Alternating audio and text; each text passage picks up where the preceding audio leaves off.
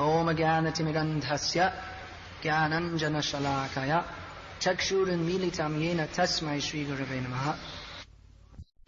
What was the name of the first temple we visited? Can anyone remember?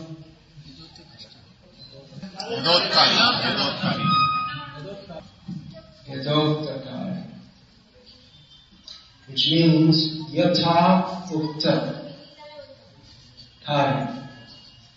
As you have said, as is according to the order, the Lord is acting. Everyone follows someone else's order. There is no one in this world who is not controlled in some way or other. This is a point that we're going to have Telugu translations going on. So tell them to go. Yeah. Ladies also. Ladies, Telugu translation can be here. And for men, any men need Telugu translation?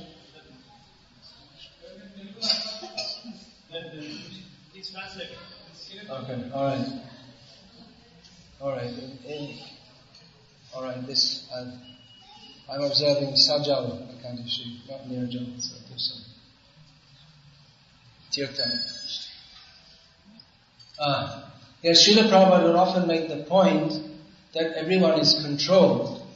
Srila Prabhupada would say, how can you deny the existence of God? Everyone is controlled. No one is independent. We may think, well, I can do what I like, but when death comes, you can't say no. And throughout life, we are controlled in so many ways. We cannot fly in the sky like birds. We can do so by making some mechanical contraption, but that's still, for all the most advanced airplanes, they're not nearly as advanced as a little mosquito in flying. So everyone is controlled. He who is not controlled but who controls all others is the supreme controller. He is swatantra. It means he does everything by himself. He doesn't need to take any help from anyone. He's completely independent. This is the essential characteristic of the supreme controller.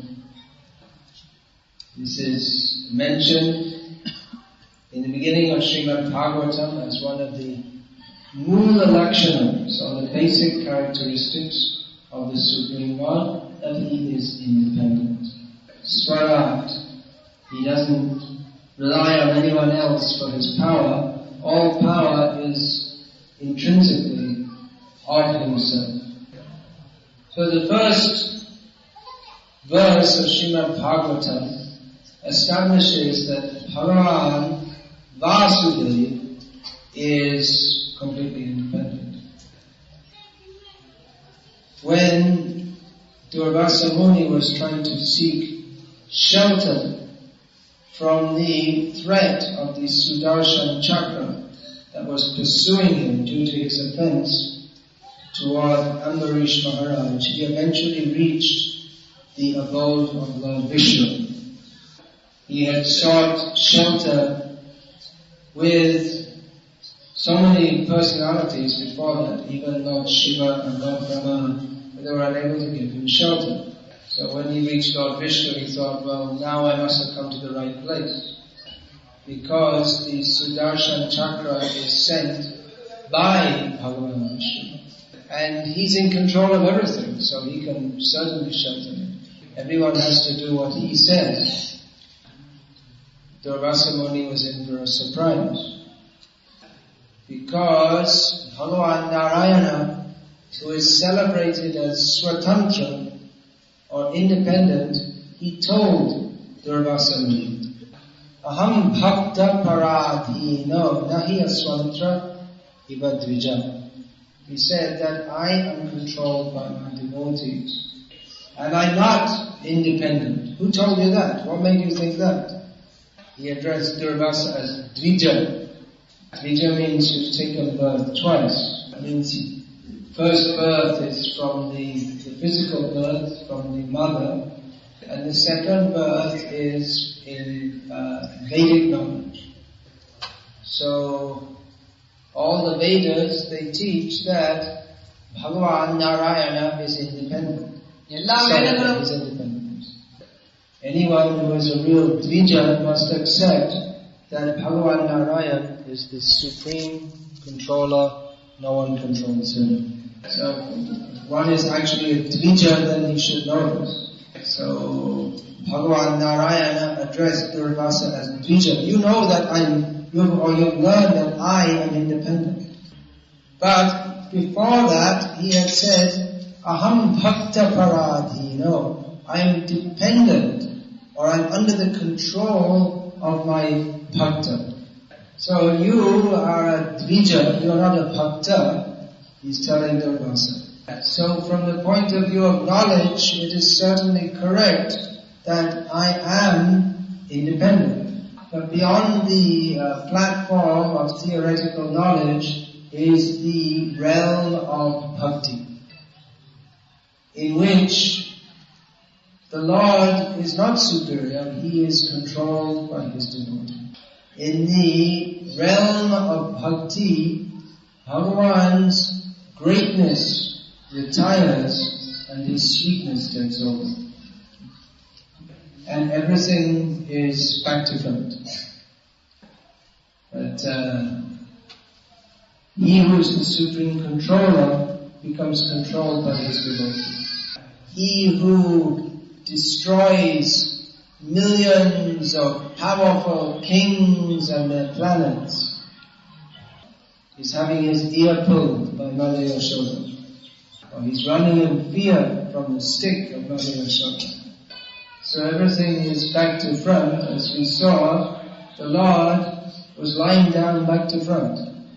Generally you always see the Lord when he's in his Supta Vigraha, or his lying down form, he's lying down on his right side.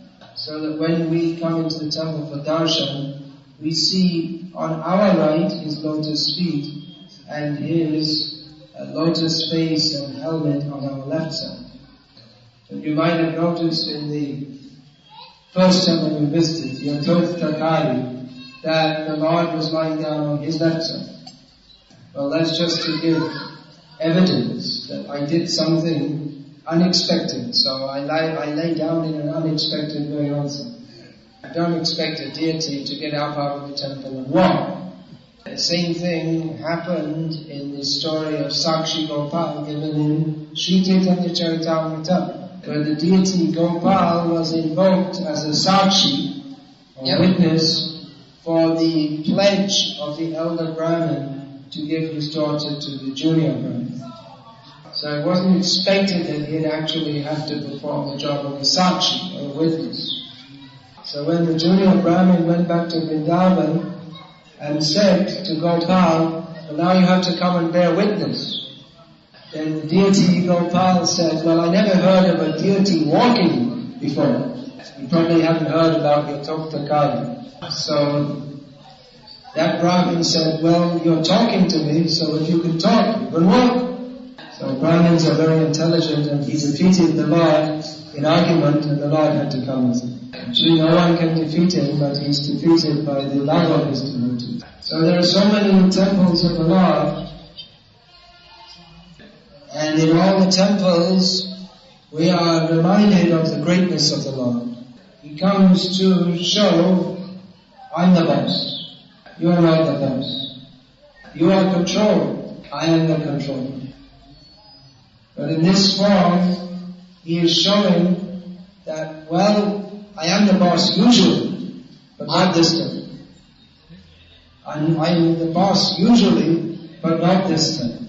He is laid down or lied down in that position to happily admit his defeat before the love of his devotee. So we offer respect to the Lord, that even though he's so respectable, he's not simply obsessed with power.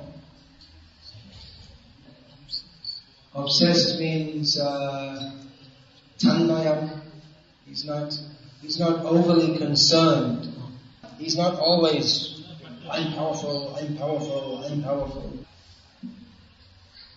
Bhakti Bhakti means to appreciate the sweetness of the Lord and the exchange between the Lord and His devotees. Of course, there are various levels of Bhakti.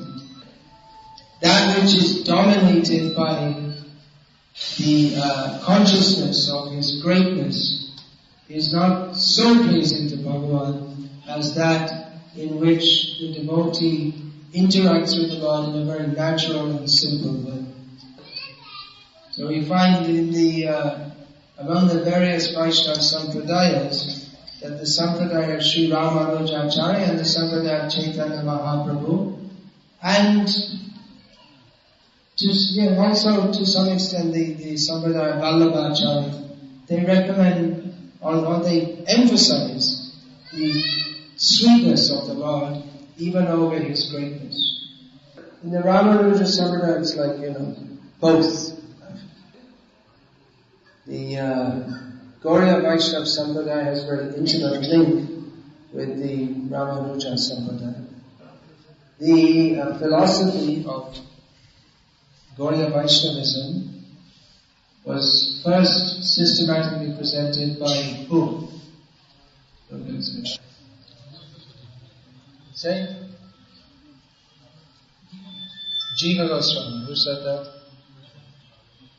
Jiva Goswami. Yeah. Gauriya Vaishnavas are known as Rupanugas because it was Rupa Goswami who of course we are followers of Chaitanya Mahaprabhu, but it was Rupa Goswami who manifested the desire of Chaitanya Mahaprabhu. But sometimes they were also called Jivanuga because it was Jiva Goswami who gave the systematic philosophical presentation on which Gauriya Vaishnava Darshan stands, or which is Gauriya Vaishnava Darshan. Anuga means followers, so we're Rupanuga, followers of Rupa Goswami, and Jivanuga, followers of Jiva Goswami. So Jiva Goswami systematically presented the philosophy of Chaitanya Mahaprabhu in his Shat Sandarbha or Bhagavat Sandarbha, 6 essays. These were quoting extensively from Shastra, especially Srimad Bhagavatam, to establish all the points of understanding. How long will it stay open?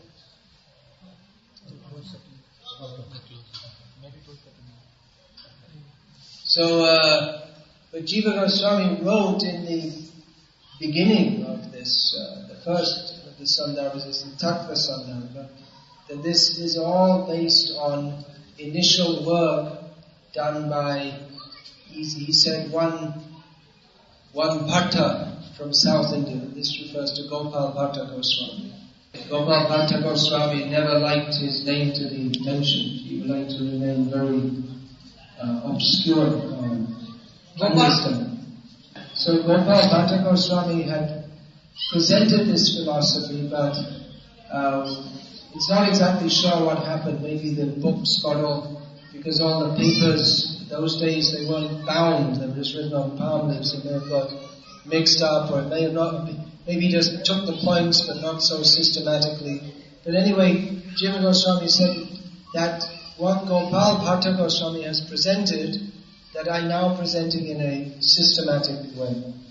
They're going now? Yeah. Then give them the Gita. Yeah, come, give them. I think they were just doing Vishesh Archana, now they're going. So, in this Shat-Sandarbha, we'll find, to establish the points, Jiva Goswami gives the same arguments that Sripad Ramanujacharya gave in his Sri Bhashya, his commentary on Vedanta Sutra. And many times he quotes from these various books which Sri Ramanuja also quotes from, which would only be known in South India. So it's understood that this is all actually the contribution of Gopal Bhatta Goswami, who was in his childhood and youth raised in Sri Rangam, and it's understood that he must have had a thorough education in the philosophical understanding of the Ramanuja Sampradaya. So therefore, Srila Bhaktivinoda Thakur, he says that the philosophy of the Sri Vaishnava Sampradaya, that is the Vitti Swarup, or the foundational form of the philosophy of the Gauriya Vaishnava Darshan. So in this way there is an intimate link between the Sampradaya of Sri Ramanujacharya and of Chaitanya Mahaprabhu. And the conclusion of all the philosophy is chanting the names of Krishna and dancing in ecstasy. Of course, it's not that philosophy is dispensable. That is to be understood. Chaitanya Mahaprabhu was dancing and chanting, but he was also discussing philosophy with his friends like Venkata Bhatt, the uncle of Gopa Bhatta Goswami in Sri Lanka, and even with philosophical enemies like Sarvabhauma Bhattacharya and Prakashananda Saraswati. But when Prakashananda Saraswati and Sarvabhauma, they had understood the philosophy of Chaitanya Mahaprabhu, then they joined him in chanting and dancing. Is there any question? If there's one or two questions we can take, then we can all go for darshan, because it takes quite a long time.